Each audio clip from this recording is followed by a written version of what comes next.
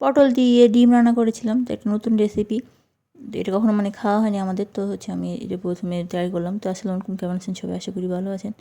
তো এদিকে প্রথমে আমি অনেকগুলো ডিম সিদ্ধ করতে দিয়েছিলাম। তো ওইদিকে বাসায় অনেক পটল ছিল, আলু ছিল না বেশি, আর হচ্ছে পটল অনেক বেশি ছিল। তো কীভাবে খাবো তো ভাবছিলাম। তো আমি এভাবে ডিম দিয়ে রান্না করার জন্য আমি কেটে নিয়েছিলাম। তো এভাবে চিংড়ি মাছ দিয়ে কাটে ছিলে মাঝখানে ফাঁক দিয়ে তো এরকম করে আমি কেটে নিয়েছি। আর এদিকে আমি ডিমগুলো ছিলে নিচ্ছিলাম। তো পটলের সঙ্গে কিছু আলুও দিয়েছি, আলু কম পরিমাণে ছিল তো দিয়ে দিয়েছি, যদি কেউ না খায় পটলগুলো তখন আলুগুলো খাবে এই জন্যে।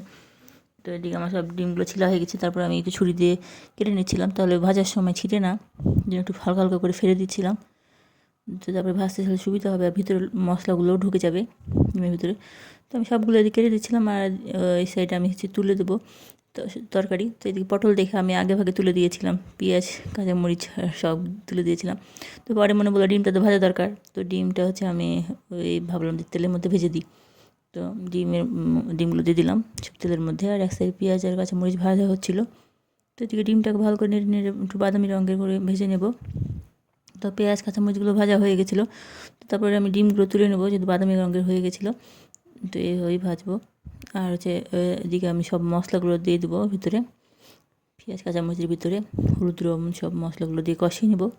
তো মশলা কষানো হয়ে গেলে তার মধ্যে পটল আর আলু কেটে রাখাগুলো দিয়ে দেবো, ভালো করে কষিয়ে নেব একটু। তো ভালো করে কিছু নেড়ে নেড়ে আমি কষিয়ে নিলাম, যদি পটল থেকে পানি বের হবে এই জন্যে। তো এই রেসিপিটা কখনো খাওয়া হয়নি, ডিম দিয়ে পটল দিয়ে চিংড়ি মাছ এসব খাওয়া হয়। তো আমি এসব প্রথমবার ডিম দিয়ে পটল রান্না করছিলাম। তো কেমন লাগবে তাই ভাবছিলাম যে ভালো লাগবে কি না। তো অনেক ভালো লাগছিলো খেতে, পটলটা যদি নরম নরম হয়ে যায় ভালো লাগে খেতে। তো এদিকে হচ্ছে আমি আলু আর পটলগুলো ভালো করে কষিয়ে নিচ্ছি। বিভিন্ন রকম খেয়ে থাকা ভালো, সবজি দিয়ে ডিম বা এরকম মাছ। তো আমরা এভাবে ট্রাই করলাম আজকে প্রথমবার।